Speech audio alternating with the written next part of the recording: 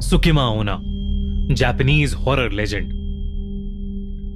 हम सब के घर के अंदर हर जगह कई दरारें और ऐसी छोटी छोटी जगहें होती हैं जिसके बीच में से एक धागा भी नहीं निकल सकता। पर अगर उसी छोटी जगह या गैप में कोई बुरा साया कई समय से छुप के आपका इंतजार कर रहा हो तो 25 साल का इसामू जापान के शहर ओसाका में रहता था। वो हाल ही में एक नए घर में शिफ्ट हुआ था, लेकिन जिस दिन से इसामू उस घर में शिफ्ट हुआ उस दिन से उसे अजीब सा लगने लगा था।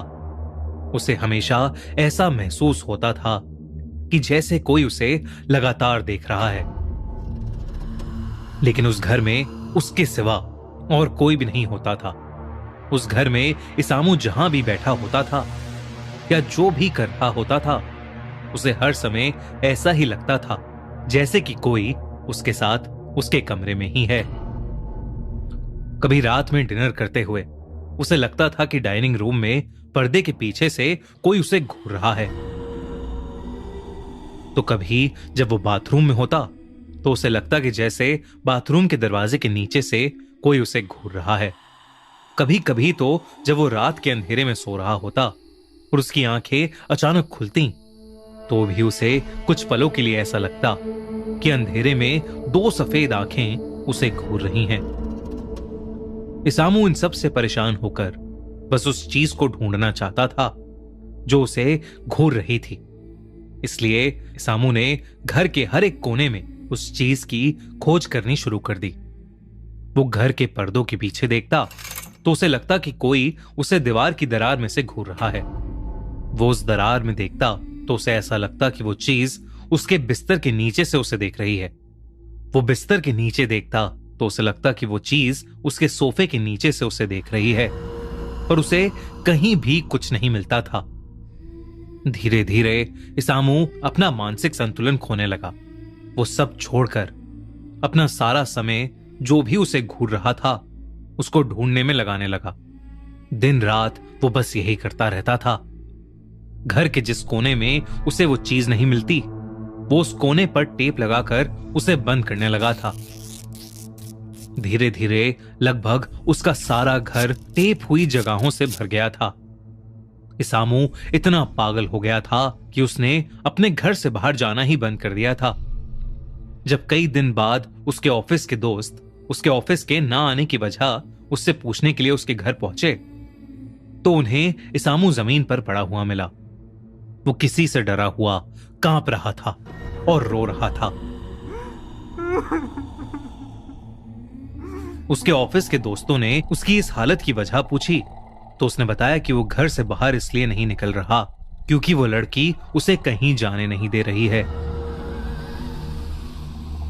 अगर वो कहीं भी बाहर जाता है तो उस लड़की को अकेला महसूस होता है और वो बुरा मान जाती है, और अगर एक बार वो लड़की बुरा मान गई तो वो इसामू की जान भी ले सकती है।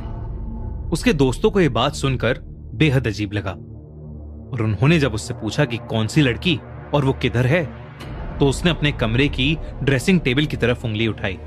ये सुनकर उसके दोस्त को और अजीब लगा क्योंकि वहां कोई नहीं था। इसामू ने कहा कि वो लड़की उस टेबल और दीवार के बीच में जो गैप है वहां है। ये सुनकर उसके सारे दोस्त उसका डर खत्म करने के लिए उस गैप को देखने गए, लेकिन जैसे ही वो उस गैप के पास पहुंचे उनकी डर के मारे रूह ही कांप गई क्योंकि ड्रेसिंग टेबल और दीवार के बीच के बस 5 सेंटीमीटर के गैप में एक लाल ड्रेस में लंबे बालों वाली एक लड़की खड़ी थी जो सिर्फ उन्हें घूरे जा रही थी। वो लड़की बेहद डरावनी लग रही थी। अचानक उस लड़की के हाथ उस गैप में से बाहर आए। उस लड़की के हाथों के नाखून बहुत नुकीले थे। धीरे धीरे वो उस गैप से बाहर आने लगी। ये देखते ही इसामू के सारे दोस्त बहुत ज्यादा घबरा उठे और वो इसामू को अकेला छोड़कर उसके घर से भाग गए। उस दिन के बाद से इसामू किसी को कभी नहीं दिखा। इसामू के साथ क्या हुआ ये तो किसी को नहीं पता चल पाया, पर उस दिन के बाद से उसके दोस्त जो वहां उससे मिलने आए थे अपने घर के छोटे से छोटे गैप से आंख नहीं मिला पाए क्योंकि जब भी वो उन गैप्स के बीच में से देखते थे उन्हें वही लड़की की आत्मा दिखती थी। कुछ महीनों बाद उसके सारे दोस्त भी हमेशा के लिए कहीं गायब हो गए।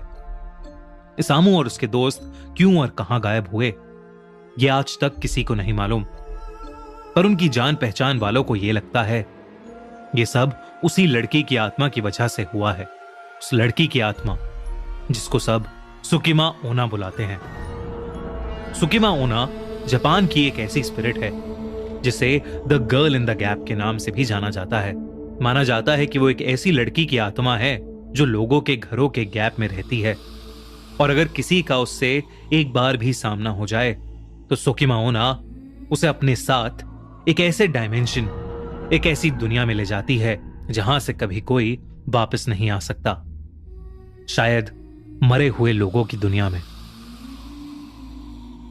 उससे बचने का तरीका अभी तक किसी को नहीं पता, क्योंकि अगर उससे बचने के लिए कोई किसी का सहारा भी ले, ये उस इंसान के घर में उसके साथ चली जाती है और उसे भी मार देती है। तो अगर दोस्तों, अगर आप कभी जापान जाएं तो इस बात का ध्यान रखें कि आपके कमरे में कोई आपको हर वक्त ना देख रहा हो। अगर ऐसा है तो उस जगह से फौरन निकल जाने में ही भलाई है, क्योंकि अगर वो सुकिमा ओना हुई तो आपकी जान को खतरा है।